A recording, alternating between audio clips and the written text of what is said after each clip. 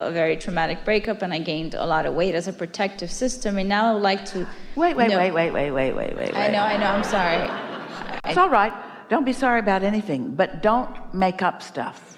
So I gained some weight, and I want to know what thought patterns causes that, and what thought patterns can I, what vibration exactly to get. You are really going to like this, and we are so appreciative that you've brought us to this first time extraordinary point of relevancy to all of this deliberate creating. Really, this is really a wonderful thing. So you know how we're talking about the stick, and then you began to envision a pile of sticks and all of these good feeling ends of all of these sticks, and then there's bad feeling ends of all of these sticks. So a breakup puts you on the bad feeling end of a stick, and then you jumped to the one on your body, and you were also on the bad feeling end of the stick. You know how when people say, I sabotaged myself, do you think you ever sabotage yourself from the good feeling end of a stick? Or are you always in a funk down there on the bad feeling end, and then you say, when it rains it pours? Well, of course it does. You're on the wrong end of the pile. You're on the wrong end of the pile. So here's a question, really important one. Some of you already thought of it. That's why we thought of it. You think it's possible to feel really good about this stick and really bad about this one? It is. You can feel much more sure about money and much less sure about relationships because your life experience has sort of trained you into the way that you feel. So that's possible, and that's what confuses you about the power of this process that we're teaching you right here, because sometimes you feel this way about a subject, but you usually continue to feel the same way that you felt about a subject because you don't actively decide that you're going to shift the way you feel, where this process will help you to do that. That's why you say, when it rains it pours. Why is that? Well, because my boyfriend broke up with me, and then I shut my finger in the door, and then I misbehaved at work and got fired. In other words, isn't that kind of how it goes? Because you didn't get hold of yourself and bring yourself back into alignment and remember who you really are and put it in perspective, and not let this one thing that happened that you're reacting to be a long time dominant reason for the vibration that you're offering. So we get it that you could grow up in a family where they've all been shutting their fingers in the doors for so long that they're just bloody stumps everywhere, and that's all you get to see. We get it that that's how life could feel to you. But that was then, and this is now. And then you didn't know what you know now. Then you didn't know about law of attraction, and then you didn't know about your inner being, and then you didn't know about this very productive vortex. Then you didn't know what you know now, but now you know it. Now you have choices. It's like a vibrational palette. If you don't know all of the wonderful things that you could eat, you might live on hot dogs. That's what kids want to do. It takes a while to convince them that there are other things that they might really enjoy, you say. Yeah? Something more? Going back to the analogy of... Do you find it interesting how many new things have happened during this segment of conversation? Can you feel how forward-looking you now understand, you now feel? Yes? So using the same formula for attracting a partner in a relationship, given that there's so much contrast and not, you're saying... And there's a huge momentum there, which I've been working on. So we're saying leave it alone for a while. Don't try to focus there. Focus on other things. And this is where this statement is going to serve you so well. These are universal laws, and as you hear them, you're going to understand this so powerfully. Step 1 is ask, and step 3 is let it in. And they are two completely different steps.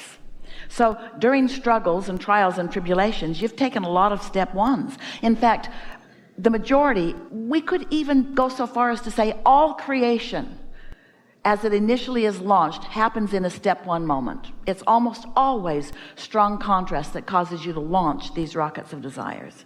And so step 1 is one thing. Step 3 is something else altogether. So if every time you focus on the subject of, let's say, relationships, it takes you back to that end of the stick, then you want to stay off that subject. Focus on other subjects. Stay general on that subject if you're going to get on it, and if you can, stay off of it altogether. Well, now We've watched you enough. We're practical minded also. We get it that it's not likely that you're going to leave that subject alone altogether. And so you want to goose up the other end of it on all other subjects that feel good to you. The way we used to say it is, look for something easy to feel good about. Find some subject that's easy to feel good about. Kate, when she was little, Esther and Jerry bought her a new bed. Every night she crawled into bed with her parents, and they were wanting to find a way to get her to sleep in her own bed. And one night Tracy said to Kate, you know, Grandma would be really sad if she knew you weren't sleeping in your bed. And Kate said, Grandma's never sad. What else you got? What other form of manipulation would you like to try to apply to me right now? And that's what happens to you. Once you find something that you can take to the bank every time like that, then that will serve you so well, because it doesn't take many things like that in your pocket that you can get out any time that you want to. Any game of distraction is better than focusing on something that makes you unhappy. What if the distraction is like alcohol or something that's negative? Would that still put you in the vortex? Here's this pile of sticks.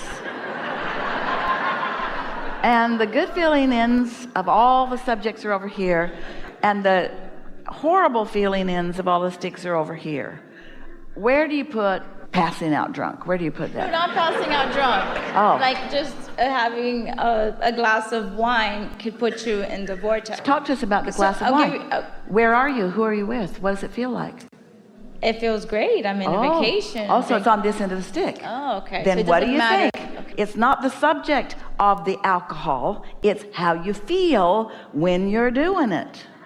In addition to that, a quick question. I don't know if you're familiar with, I was in a dating app, and then of course it was my vibration, it was negative, so I was catfished. But for that one moment where my vibration went up because the person was so amazing, for that one, and then I was in the vortex enough that I caught on to it, but for that one moment my vibration went up, I won $500 in a scratchy. Although it was negative, it's the other end of the stick was the person was going to con me. Wait. Now, you were confusing about the ends of the sticks that you were on. So, what was going on when you won the $500? I was delighted that I was in conversation with somebody that I thought was a dream person. So what's the question? So the question is, when you're with somebody that's not good for you in the beginning, you have high moments. Doesn't matter. That was your decision later. In the moment that you were feeling high, what end of the stick were you on? In the moment that you won the jackpot, what end of the stick were you on? That was good. Is this difficult? But so you're saying even in a bad relationship, the beginning, you could still use the momentum of the beginning stages before. But you weren't focused on a bad relationship when you run the jackpot. No. This is the point that we're making. Reality is always two ends of the stick. Which end of the stick are you choosing to make your active reality? If you want to win jackpots, start finding more things to feel good about. Start expecting good things to happen to you. Does that feel logical to you? So it doesn't matter if it was... Reality doesn't matter. Reality doesn't it's matter. Your reaction to reality. And since reacting to reality is hard to control, we're just asking you a little more to be a little less reactive to reality and a little more anticipating of positive reality. We'd like you to start making some stuff up. Do I have